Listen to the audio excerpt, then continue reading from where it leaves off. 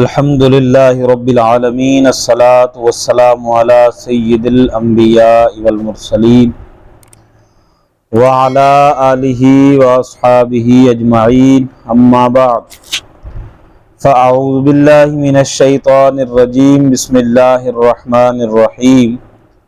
وَإِذْ قُلْنَا لِلْمَلَائِكَةِ اسْجُدُوا لِآدَمَ فَسَجَدُوا إِلَّا إِبْلِيسَ ابا واستکبر وکان من الکافرین۔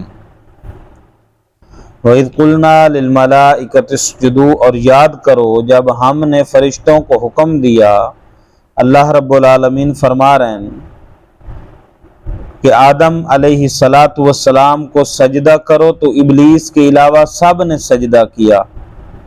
اس نے انکار کیا اور تکبر کیا اور کافر ہو گیا۔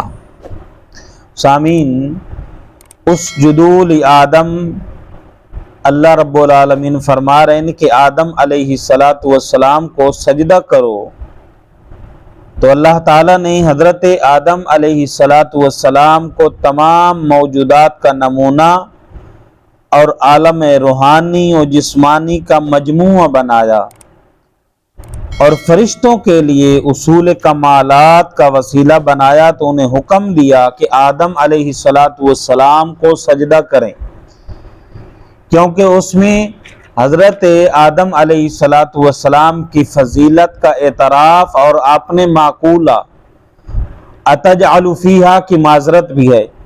بہرحال تمام فرشتوں کو سجدے کا حکم دیا گیا، اور ملائکہ و مقربین سمیت تمام فرشتوں نے سجدہ کیا، لیکن شیطان نے سجدہ کرنے سے انکار کر دیا اور تکبر کے طور پر یہ سمجھتا رہا کہ وہ حضرت آدم علیہ السلام سے افضل ہے۔ اس جیسے انتہائی عبادت گزار فرشتوں کے استاد اور مقرب بارگاہ الہی کو سجدے کا حکم دینا حکمت کے خلاف ہے۔ اپنے اس باطل عقیدہ حکم الہی سے انکار اور تعظیم نبی سے تکبر کی وجہ سے وہ کافر ہو گیا۔ تو حضرت آدم علیہ السلام اور ابلیس کا واقعہ قرآن پاک کی 7 صورتوں میں بیان کیا گیا ہے۔ سامعین محترم، سجدے کے متعلق جو شرعی احکام بیان کیے گئے ہیں، اس آیت میں سجدے کے ذکر ہے، اس مناسبت سے یہاں سجدے سے متعلق چند احکامات بیان کیے گئے۔ سجدے کی 2 قسمیں بیان کی گئی ہیں۔ نمبر 1 عبادت کا سجدہ، نمبر 2 تعظیم کا سجدہ۔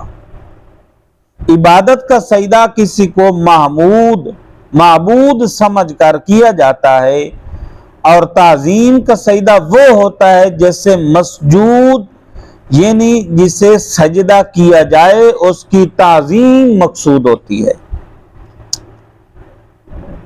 یہ قطعی عقیدہ ہے، سجدہ عبادت اللہ رب العالمین کے لیے خاص ہے اور کسی اور کے لیے نہیں ہو سکتا، اور نہ کسی شریعت میں کبھی جائز ہوا۔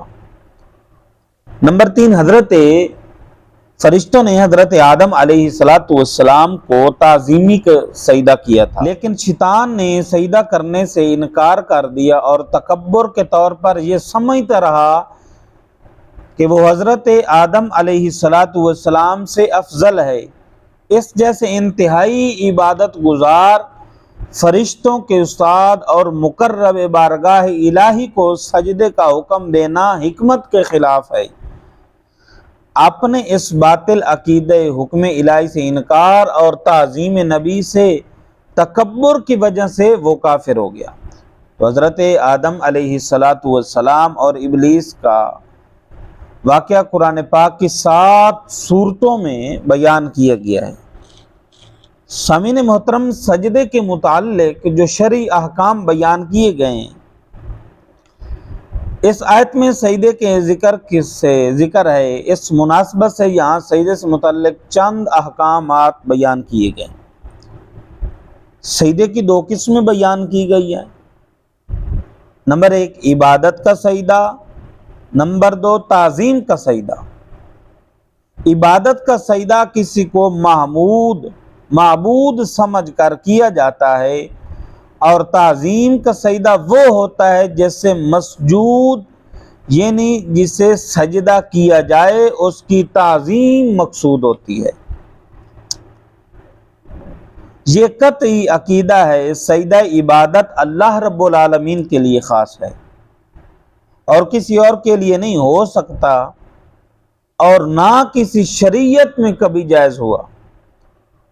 نمبر 3، فرشتوں نے حضرت آدم علیہ السلام کو تعظیمی کا سجدہ کیا تھا اور وہ باقاعدہ پیشانی زمین پر رکھنے کی صورت میں تھا، صرف سر جھکانا نہ تھا۔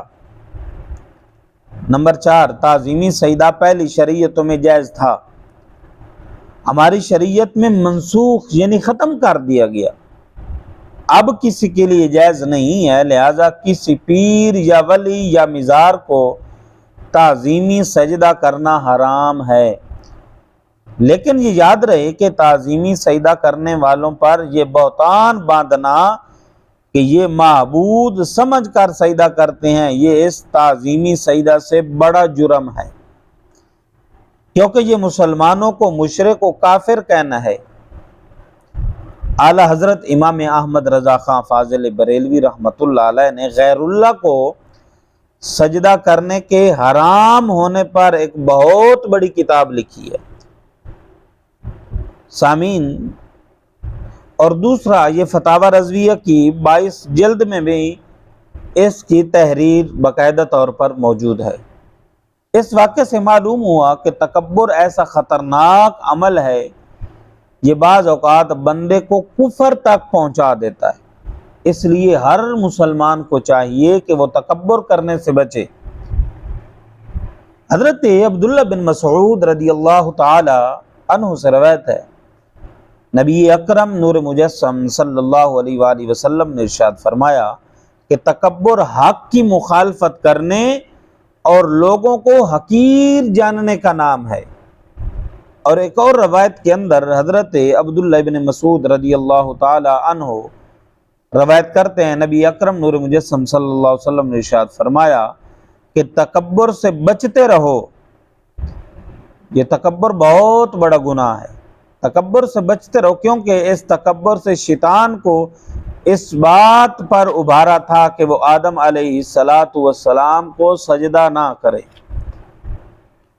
اور ایک اور حدیث پاک کے اندر ترمذی شریف کے اندر حضرت سلمہ بن اکوہ رضی اللہ تعالی عنہ سے روایت ہے، نبی اکرم نور مجسم صلی اللہ علیہ وسلم نے ارشاد فرمایا، آدمی دوسرے لوگوں کے مقابلے میں اپنی ذات کو بلند سمجھتا ہے، اپنی ذات کو بلند سمجھتا ہے، یہاں تک کہ اسے تکبر کرنے والوں میں لکھ دیا جاتا ہے۔ جب انسان دوسروں سے اپنے آپ کو بلند تر سمجھتا ہے تو اس کا نام تکبر کرنے والوں کے اندر لکھ دیا جاتا ہے، پھر اسے وہی عذاب پہنچے گا جو تکبر کرنے والوں کو پہنچا ہے۔ دعا ہے کہ اللہ رب العالمین ایسے گناہوں سے ہم سب کو محفوظ فرمائے، آمین۔ والصلاة والسلام علی سید الانبیاء والمرسلین۔